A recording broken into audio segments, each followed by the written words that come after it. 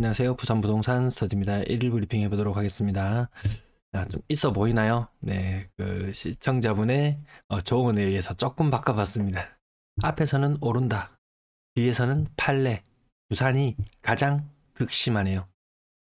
자, 쿠팡 제가 이렇게 해달라고 하니까요. 해주시는 분들이 계십니다. 필요한 물건이 있으실 때 제 영상 아랫부분에 링크로 가셔서 이용해 주시면 됩니다. 필요 없는 물건 일부러 사러 가실 필요는 없습니다. 자, 썸네일만 좀 이쁘게 올리시면 조회수가 더 많이 나올 것 같아요. 이런 말보다 너무 좋은 데이터 잘 봤다고.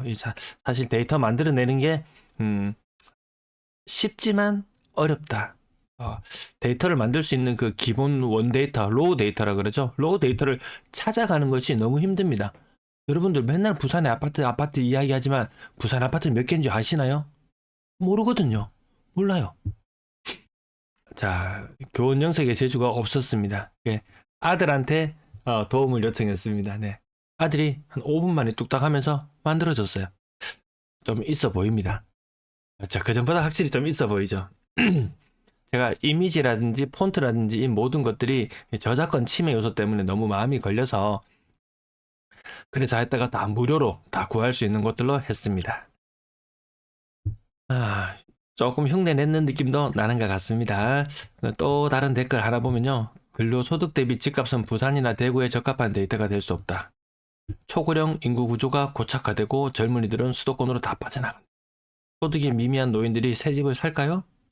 있는 집도 작은 평수로 옮기거나 생활비로 사망으로 팔 일만 남았죠. 이런 부분들. 비싸다. 비싸다.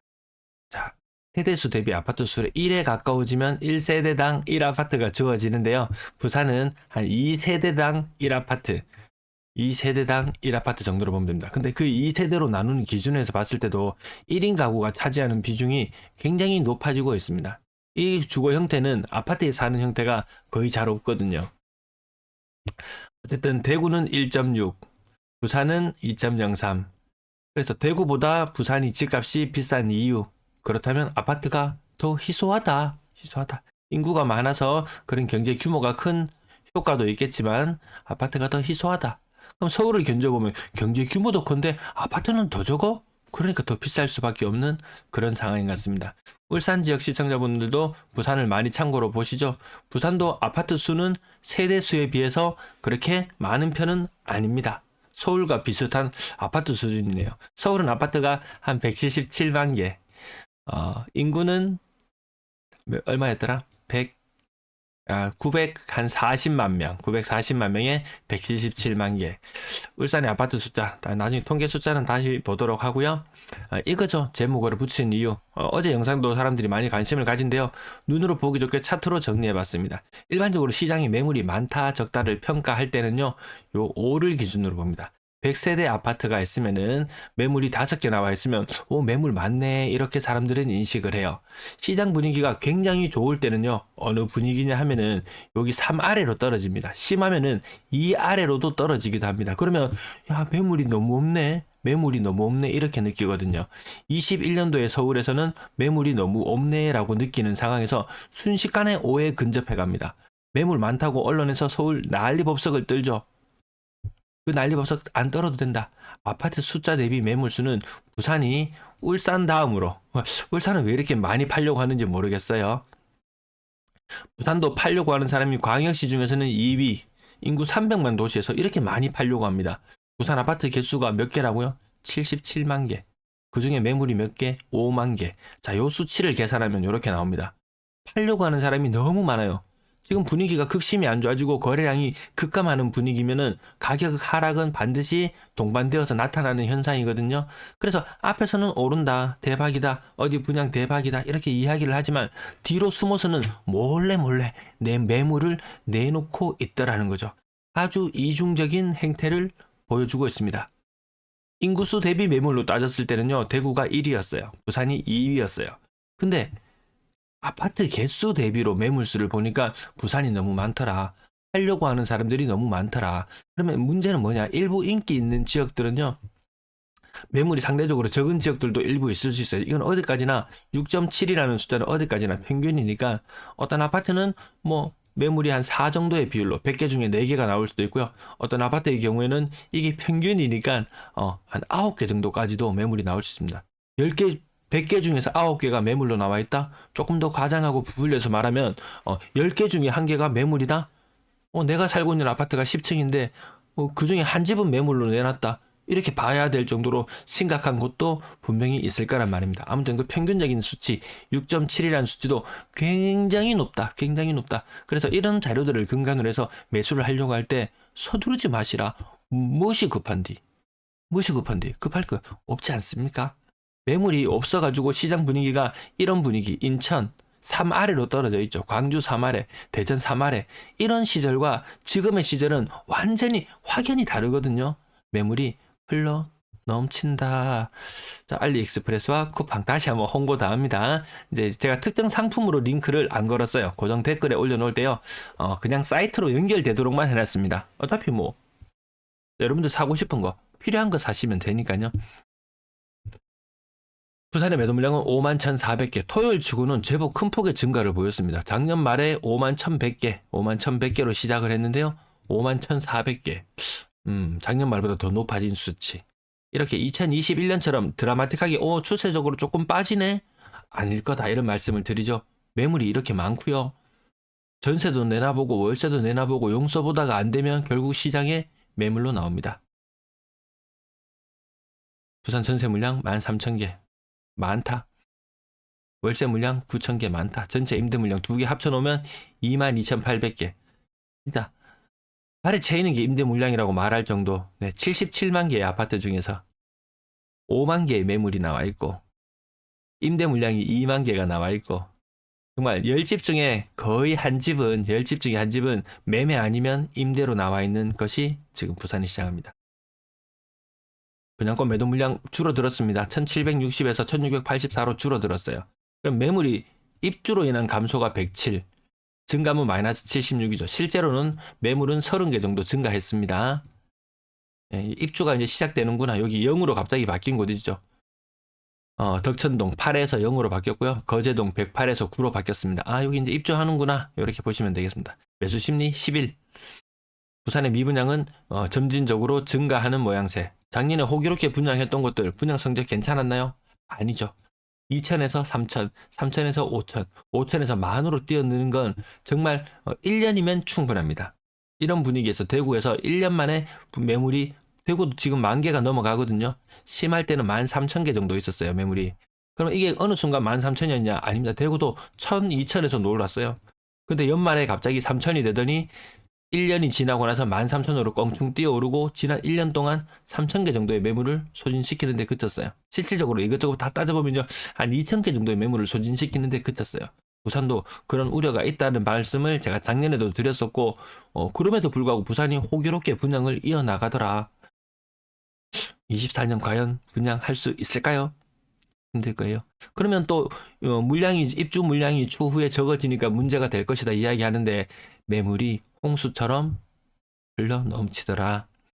매물이 쓰나미처럼 몰려오더라. 쓰나미 좀 무섭더라고요. 보니까 갑자기 쓰나미가 떠올랐습니다. 부산 아파트 거래량 71건. 이제 앞자리 7자라는 숫자가 조금 많이 익숙해졌습니다. 우리 앞자리 9자 혹은 100자, 10자 이런 것들이 익숙한 시절이 있었는데요. 이제는 앞자리가 웬만하면 7자로 6자 아니면 7자로 6자 아니면 7자로 이렇게 시작하는 분위기로 바뀌었습니다. 주간 거래량 330건 그 정도 나올 것 같고요. 다음 달에 거래량은 한 1,400건 수준. 이번 달 거래량은 현재까지 한 76% 정도 거래되었다고 추산해 보니까 한 1,650건 정도 나오겠더라고요. 지금 거래량이 줄어드는 추세이기 때문에 이번 달 거래량 1,600건 정도로 바라봅니다. 2,200이던 거래량이 1,800이 되고 1,800이던 거래량이 1,600이 되고 1,600인 거래량이 1,400이 되고 이런 분위기로 흘러갈 수 있다는 거죠. 매물은 넘쳐나고 거래는 줄어들고 그러면 가격은 시장이 평가를 내리겠죠. LCT 58평형 32억 대샵 센텀시티 14억 9천이 24억으로 대단해요. 이런 격변이 나타나면 이건 대단한 물건입니다. 83평 굉장히 희소한 물건, 굉장히 희소한 이런 물건들 이런 현상 나타날 수 있다. 거래 공백 보십시오. 다른 것들은 거래가 잘 되는 것들은 레미안 장장 같은 경우에는 촘촘하게 거래가 이루어집니다. 이런 아파트 거래 잘 없거든요. GSITI 8억 5천. 끝자리가 올라간다. 양극화를 계속 조장하는데 어제도 말씀드렸다시피 양극화 이야기 안 해도 된다. 원래 양극화 계속 있어 왔던 현상들이다. 비싼 아파트 끝자리가 살짝 올라가면서 뭔가 대단해 보이지만 대단하지는 않습니다. 대단하지 않아요. 명륜 아이파크 1단지 대략 30, 27, 20, 3익비치 요거 40%보다 미묘하게 조금씩 더 빠지는 모습들이 나타난다라는 부분. 6억 이상 거래량 요 정도, 70건 중에서 한 19건 정도, 그 정도의 느낌으로 보시면 되겠습니다. 12월 달 이후로 끝자리가 올라가는지 내려가는지 가격은 여러분들이 눈으로 살펴보시면 되고요. 하락률 큰 것만 짚어보고 요 올라가는 건 제가 동그라미, 내려가는 건 세모로 표시를 해볼게요. 요거는 중간 정도. 12월 달 이후로 올라가고 내려가고 얘는 올라갔다고 표시를 하고요. 얘도 올라갔다고 표시를 하고 10% 정도. 앞자리가 6자로 시작하는 것들. 아파트 이름 이제 점점 몇 개의 이름으로 이제 압축되어서 나타날 겁니다. 자, 세모 표시, 동그라미, 세모, 얘는 약간 중립의 모습. 앞자리가 6자로 시작하는 것들 얘까지 같이 묶어버리면 30% 정도. 미묘하게 그래서 마이너스 26% 정도 빠지는 느낌이네요. 말씀드렸던 게 한 서너 달 전의 모습. 자, 두세 달 전의 모습은 마이너스 27%, 한두 달 전부터 마이너스 28%. 이렇게 이제 점점 더 낙폭이 조금 더 커지면서 어느 순간 또 지나고 나면 한두 달 후에는 29%. 이렇게 한 4% 정도 이런 느낌이면요. 지난 23년도에 한 10개월 동안 올랐던 가격이 이렇게 올라왔어요. 반등했어요. 그것을 까먹는 시간은, 올라가는 시간은 10개월이 걸렸지만 까먹는 시간은 4개월이면 충분할 수도 있더라. 왜 우리는 그것을 거래량에서도 봤습니다. 1년 내도록 진짜 쎄빠지게 거래량 올려놨어요. 1,400건에 불과하던 거래량을 막 2,400건 수준까지 막 올려놨어요. 그러던 것이 순식간에 다시 1,400건 수준으로 떨어지는 것. 그리고 떨어지는 속도는 상당히 깁니다.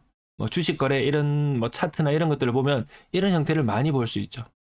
요즘에는 증권사도 많이 힘들어요. PF 대출이나 이런 것 때문에. 그래서 언론에 주식 뭐 해라 대박이다 그런 이야기가 경제 코너에 부동산 이야기가 차지하는 비율이, 부동산이 화랑기였을 때는 부동산이 차지하는 비중이 한 80. 그 다음에 증권이나 이런 것들 관련된 부분이 20 요런 비율이었다면 지금은 상황이 역전됐죠. 증권 관련된 이야기가 경제 뉴스의 80%를 차지하는 것 같고요. 부동산 뉴스는 20% 정도. 그나마 PF 위기에 대해서 띄엄띄엄 나오고 있는 그 정도밖에 뉴스가 생산되고 있지 않거든요. 가격 살펴보시고요. 끝자리 하락.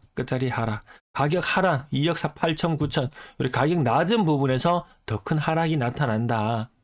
그럼 가격 높은 아파트들은 계속 양극화가 심해지면서 계속 집값이 도망갈 거라는 생각, 저는 그렇게 생각하지는 않습니다.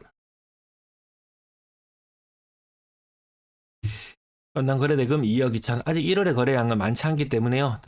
저건 숫자는 시간이 지나면 올라갑니다. 월 초에 좀 싼 아파트들이 먼저 거래되고 시장 분위기를 봐가면서 나중에 좀 비싼 아파트들이 뒤늦게 확 동참하는 그런 경향이 있습니다. 여기에서 여기까지 21년도에 거래량이 반토막 났던 충격처럼 이 충격인 서너 달이면 거래량 반토막 나는 충격은 마주할 수 있게 되더라. 그 이후에 분위기가 식어버리면 살릴 길이 없더라. 대선이 살려냈죠. 총선이 파워가 세나요? 대선이 파워가 세나요? 사실 대선이 파워가 더 세요. 그럼에도 불구하고 거래량 증가 3개월 천하에 그치고 말았죠. 총선 이후에, 총선 전에 뭐든지 해줄 거라는 기대? 넣어도. 네. 뒷부분, 앞부분 또 길어졌죠? 네, 뒷부분. 일단 안 사는 거 이거 딱 보면 딱 표 나잖아요. 다시 원상복귀 됐습니다. 원상복귀. 오를 때는 완만하게 오르다가 떨어질 때는 뚝 하고 떨어져 버리는 이런 시장.